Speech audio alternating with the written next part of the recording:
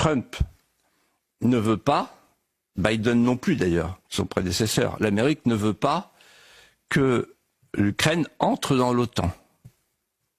Et donc, Trump dit aux Européens, si vous voulez protéger l'Ukraine, faites-le vous-même, avec vos troupes, avec votre armée. Voilà pour l'Ukraine. Alors maintenant, pour l'Europe, c'est très simple. La défaite de l'Ukraine est la défaite de l'Europe, c'est clair. Et l'Europe, elle va payer. Je m'entretenais au téléphone hier avec mon ami Pierre Lelouch, qui est un excellent connaisseur, qui a fait un livre remarquable sur cette question de l'Ukraine. Remarquable. Et qui me disait 700 milliards, ça va nous coûter. L'Europe, on va payer. Vous imaginez l'agriculture, vous imaginez avec quel argent on va payer pour relever les ruines. C'est pas les Américains qui vont payer. Les Américains, ils vont partir. C'est plus leur problème. Et c'est pas les Russes non plus qui vont payer. Alors, moi, je voudrais dire quelque chose que je n'ai jamais dit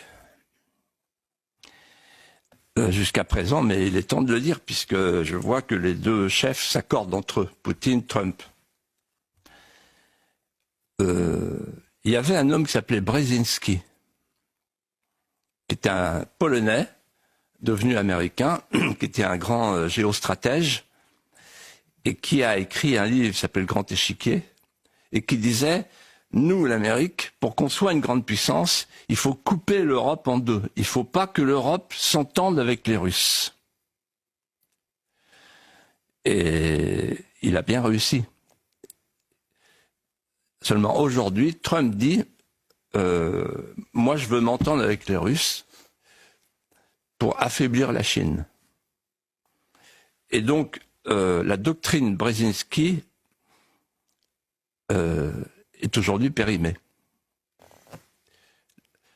La diplomatie américaine a changé.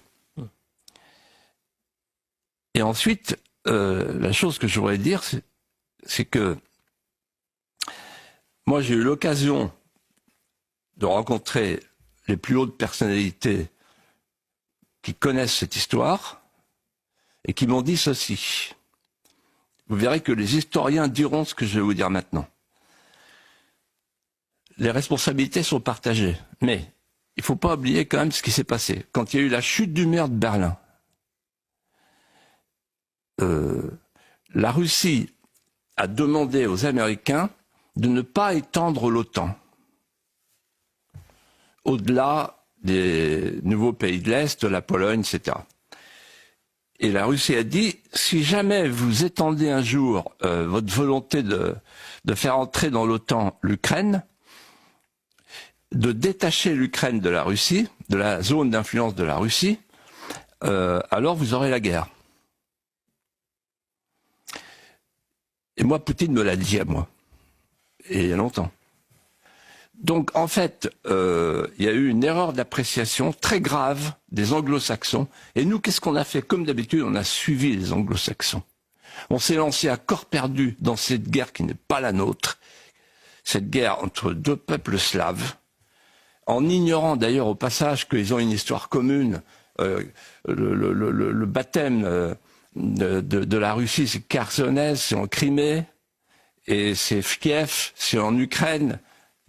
Donc, il faut comprendre que l'histoire est plus complexe qu'on ne l'a dit.